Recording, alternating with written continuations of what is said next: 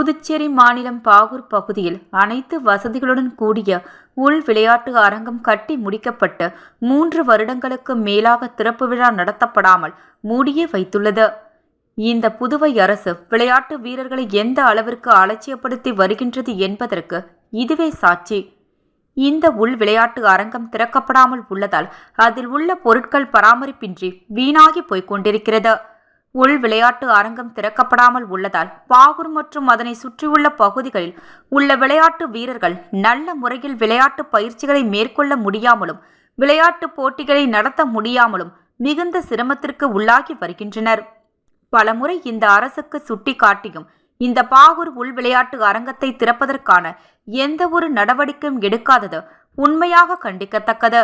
எனவே பாகூர் உள் விளையாட்டு அரங்கத்தை உடனடியாக திறந்து விளையாட்டு வீரர்கள் பயன்படுத்துவதற்கு ஏற்பாடு செய்து தர வேண்டும் என்று வலியுறுத்தி தேவையில்லாமல் காலம் தாழ்த்தி வரும் புதுவை அரசை கண்டித்து புதுவை மாநில விளையாட்டு வீரர்கள் நலசங்கம் மற்றும் பாகூர் கொம்யூன் பஞ்சாயத்து விளையாட்டு வீரர் நலசங்கமும் இணைந்து நாளை ஞாயிற்றுக்கிழமை மாலை 4 மணியளவில் பாகூர் சிவன் கோயில் எதிரில் கண்டன ஆர்ப்பாட்டம் நடத்த உள்ளதாக புதுவை மாநில விளையாட்டு வீரர்கள் நலச்சங்க தலைவர் கரேத்தே வளவன் தெரிவித்துள்ளார்.